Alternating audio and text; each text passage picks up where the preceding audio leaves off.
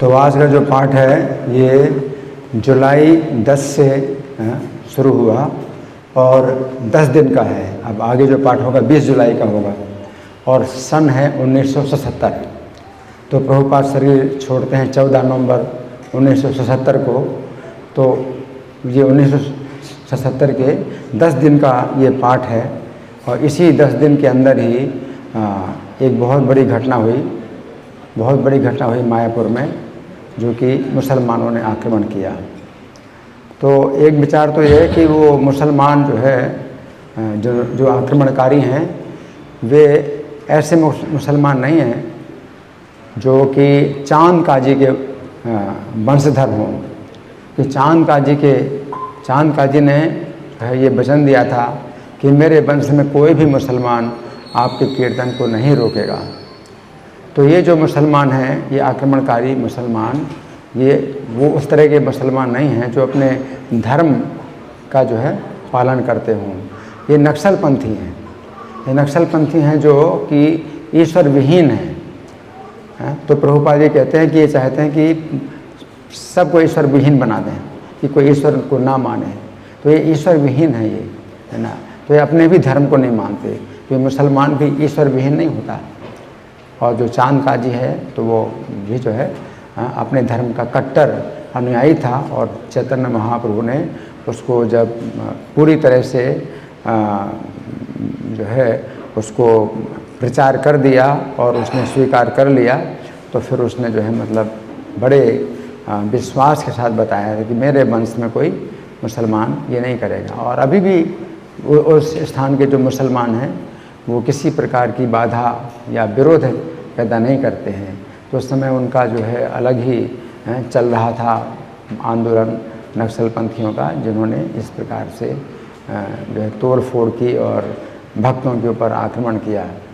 और प्रभुपाद ने इस संबंध में एक बात ये बताई कि प्रहलाद महाराज को तब तक ये लोग जो हिरण्यकशिपु और जो असुर लोग हैं वो तंग करते रहे जब तक भी भगवान नरसिंह प्रकट नहीं हुए। तो प्रभुपाद ने जब ये कहा तो इसी से ही फिर नरसिंह भगवान जो है मायापुर में नरसिंह भगवान की स्थापना हुई। तो मायापुर में नरसिंह भगवान की जो स्थापना हुई है तो ये इसी कारण से कि रक्षा हो। तो प्रभुपाद ने नरसिंह आरती का भी जो अभी हम लोग गाते हैं, तो शाम की संध्या आरती में भी नरसिंह आरती गाते हैं, नमस्ते नरसिंहाय, और सवेरे मंगल आरती में नरसिंह आरती गाते हैं। तो प्रभुपाद ने ये नियम नरसिंह आरती गाने का नियम उस समय शुरू किया था जब प्रभुपाद लॉस एंजलिस में थे या कहाँ थे, कि अपने शिष्यों के साथ क्लास कर रहे थे और बम फटा था, पास में ही बम फटा था। तो प्रभुपाद ने नरसिंह आरती का जो है ये नियम बना दिया था कि सभी मंदिरों में नरसिंह आरती गाई जाएगी। और मायापुर में जो ऐसी आक्रमणकारी घटना हुई तो फिर नरसिंह भगवान जो है वहाँ पर विशेष रूप से स्थापित हुए। तो ये जो है रक्षा करने के लिए हैं कि वे जो है भक्तों की रक्षा करें। तो जहाँ भी बांग्लादेश में भी इस प्रकार से जो बाधाएं हो रही हैं और घटनाएं हो रही हैं, तो भक्तों के लिए विशेष रूप से नरसिंह भगवान की पूजा करनी चाहिए। और श्रीमद् चैतन्य भागवत में भी वर्णन आता है कि जिस समय श्रीवास पंडित को ये पता चला कि मुसलमान जो शासक है तो वो अपने सिपाहियों को भेजेगा और भक्तों को जो है गिरफ्तार करेगा।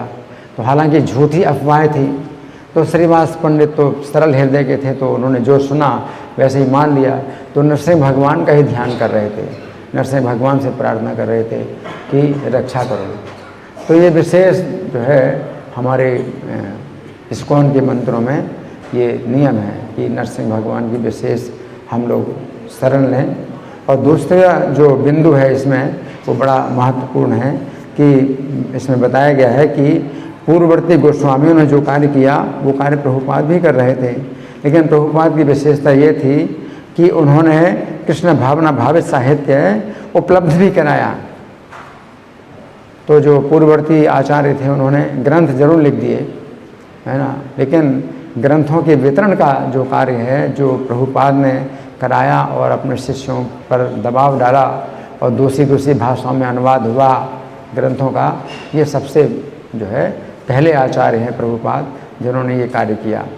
और उनके जो है दबाव के कारण ही उनके शिष्य लोग प्रभुपाद को प्रसन्न करने के लिए दूसरी भाषाओं में किताबें छापते थे।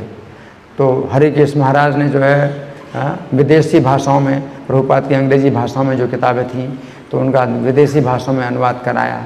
तो प्रभुपाद ने इस बात का बहुत जो है समर्थन किया, बहुत प्रशंसा की और कहा कि उन्हें भक्ति सिद्धांत सरस्वती ठाकुर की कृपा प्राप्त होगी। और हिंदी भाषा में प्रभुपाद ने श्रील गोपाल कृष्ण गोस्वामी को जोड़ दिया।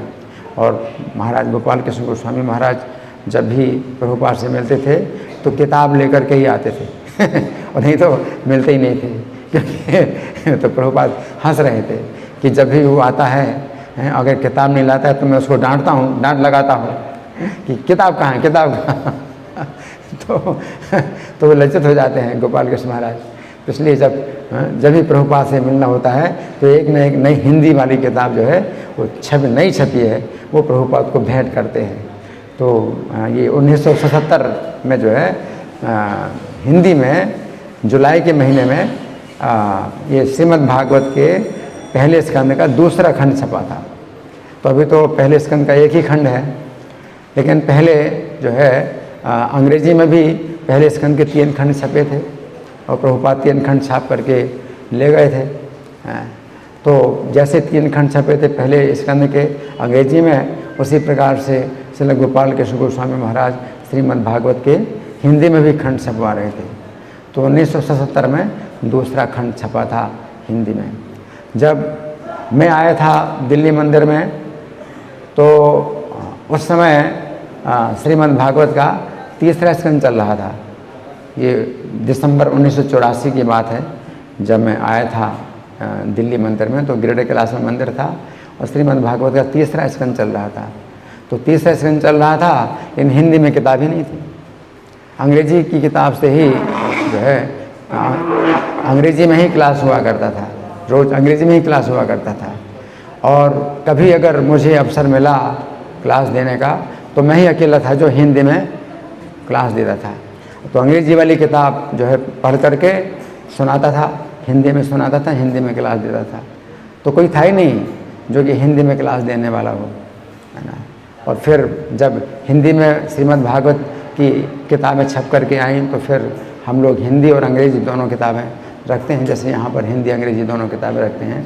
तो प्रभुपाद का जो है बहुत बड़ा जो योगदान है वो उनकी पुस्तकें हैं, बहुत बड़ा योगदान है कि उन्होंने इतना जो है जोर दिया और दबाव डाला अपने शिष्यों के ऊपर कि पुस्तकें वितरण करो, पुस्तकें वितरण करो और अधिक से अधिक भाषाओं में पुस्तकें वितरण करो। तो 1977 की घटना है कि हरिकेश महाराज ने 13 भाषाओं में प्रभुपाद की पुस्तकों का अनुवाद करा।